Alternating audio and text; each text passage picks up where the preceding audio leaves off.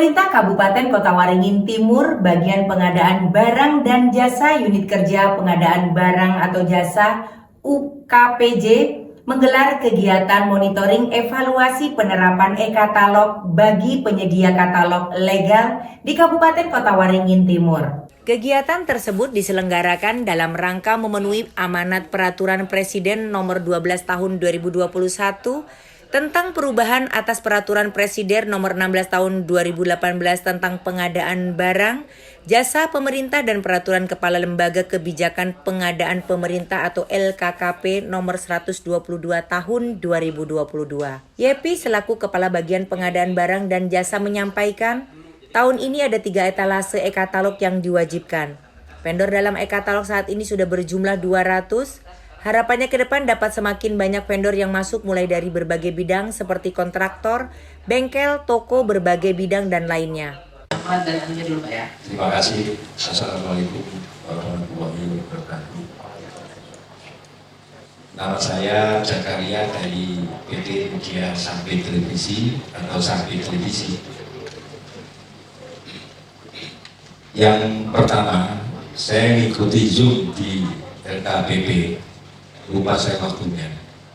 Itu keterkaitan antara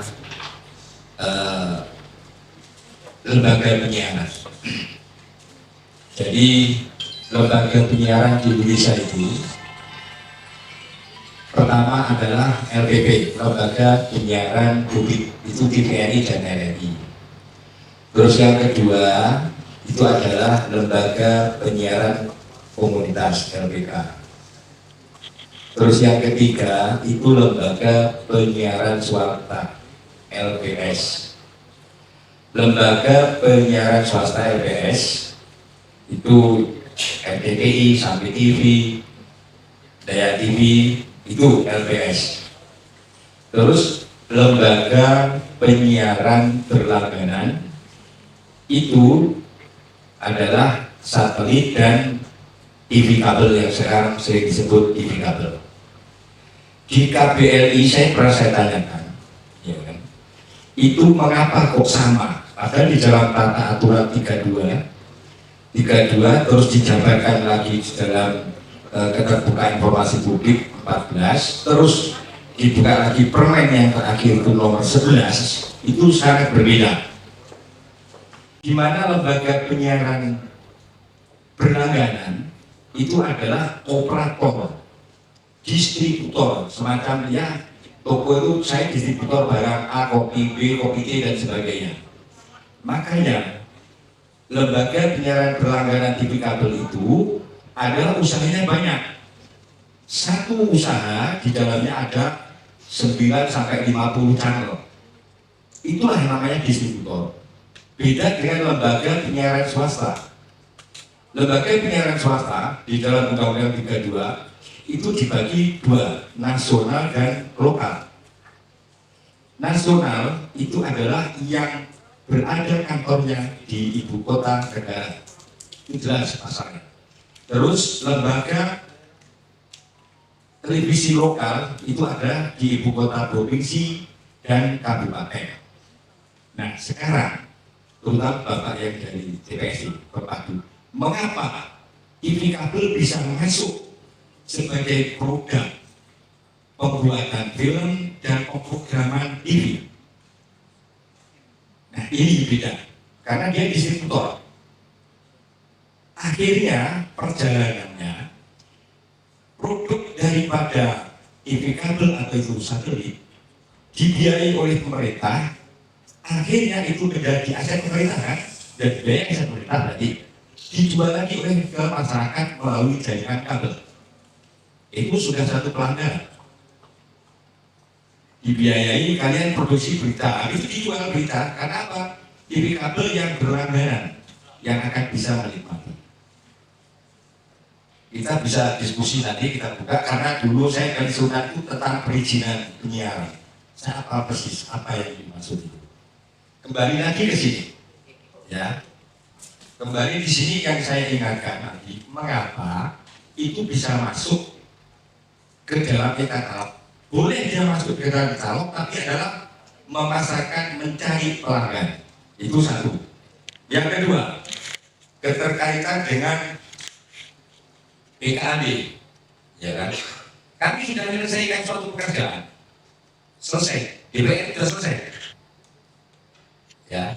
Tapi sampai saat sekarang belum dibayar, karena mau dibayar dari anggaran lain. Kami ini media, ibaratnya kalau dibayar dari saya ini dibayar harusnya itu ada anggaran untuk media, dibayar dari hal lain listrik atau lain, ya kami nggak bisa. Itu nanti kita akhirnya juga kembalikan uangnya kalau jadi temuan.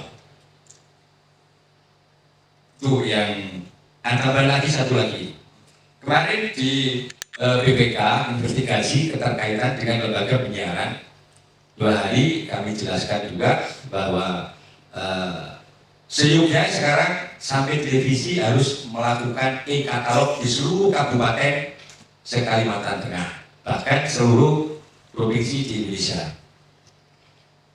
Katalog di Kotim seperti apa sejauh ini? Jadi hari ini kan kita melaksanakan khususnya vendor-vendor yang memang sudah terdaftar dan memang sudah proses transaksi dengan katalog lokal kita sampai dengan bulan Oktober ini, ya memang capaiannya sudah cukup baik, tapi memang harus kita tingkatkan lagi ke depannya.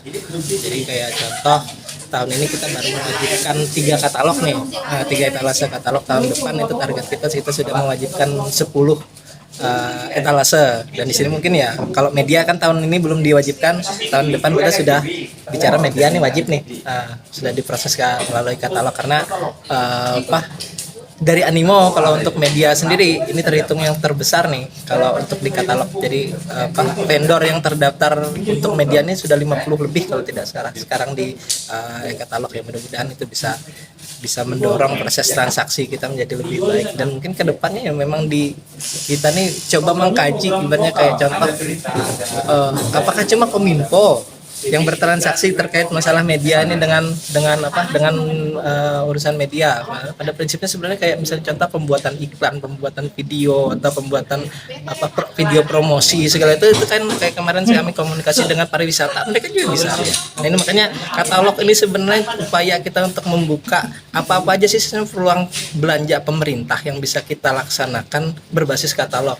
Makanya anggaran kita ini kan banyak kaku ya, contoh kayak tadi bilang makan itu cara berpikirnya masih kotak kayak gitu nih misalnya di anggaran kita, padahal sebenarnya kalau kita rancak makan ada nang prasmanan, nah itu dan sekarang katalog sudah mendorong itu, paket prasmanan sudah ada di katalog ibaratnya. Jadi supaya yang realnya kayak apa itu yang bisa kita laksanakan, selain memang pengelolaan kendali ibaratnya meningkatkan profesionalisme rekan-rekan vendor katalog ini, itu jadi perhatian kita juga di tahun-tahun ke depan karena memang mayoritas UMKM.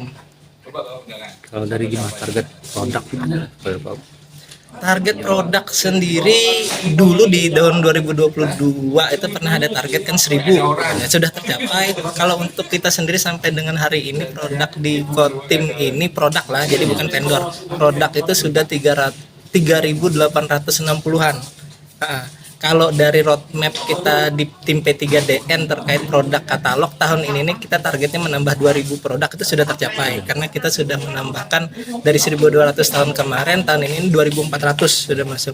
Tahun depan kita punya target yaitu tadi dengan menambah lebih banyak katalog yang diwajibkan. Ini tadi target kita di tahun depan itu mungkin kita bisa menambah 2.500 ya, tapi kami optimis rasanya kalau memang 7 etalase bisa dibuka jadi wajib, kayaknya itu bukan hal yang sulit untuk bisa dicapai. Dengan jumlah berapa vendor? Kalau untuk vendor kita sendiri, kalau hasil dari pengecekan kami sampai sejauh ini dari pengkondisian wajib tiga katalog etalase ini tadi, misalnya kita baru sih sebenarnya bahasa kasarnya ini baru punya misalnya kurang lebih 200-an. Harapannya mungkin kalau tahun depan kita sudah bisa bengkel masuk, mungkin kontraktor beberapa juga sudah mulai masuk, toko kelontong itu kan bisa masuk untuk berjualan material atau bahan pokok. Karena sebenarnya harapannya contoh seperti operasi pasar murah ya belanjanya di katalog lah ibaratnya gitu ya, tinggal tokonya aja masuk di situ. Itu hal-hal itu mungkin bisa nanti mendorong kalau untuk baik itu produk maupun vendor di tahun depan kita bisa mengalami kenaikan yang signifikan. Kalau evaluasi itu rata-rata yang mungkin masih jadi kendala bagi vendor? karena ini proses belajar. Nah, di tahun pertama kita mencoba untuk mendorong apa rekan-rekan ini ya value for money-nya, kalau saya boleh bilang tuh value for money-nya tuh ibaratnya ini produk harganya berapa, spesifikasinya bagaimana, itu kadang-kadang rekan-rekan masih belum lari ke sana ibaratnya. Spesifikasi ini sebenarnya adalah dasar bahwa tuh harganya segitu karena speknya ini. Nah, untuk sementara saat ini rekan-rekan ini kalau mengisi spesifikasi masih sebatas yang penting terisi. Ya, kayak contoh tadi ada makanan yang sudah tayang TKDN-nya, padahal sebenarnya kita belum punya tuh ibaratnya. Nah, jadi kalau memang belum punya ya nggak apa-apa, jangan diisi. Tapi kalau kita sudah punya, tolong itu diisi. Termasuk juga kita meningkatkan kayak contoh sertifikasi. Kalau fokus kami di makan minum ya, karena kita pengen membenahi tahun ini supaya lebih baik di tahun depan ya. Sertifikat kayak sertifikat halal, sertifikat like higienis itu coba kita dorong untuk nanti harus dipenuhi supaya nanti masuk di dalam spesifikasi yang ditawarkan oleh vendor. Oke.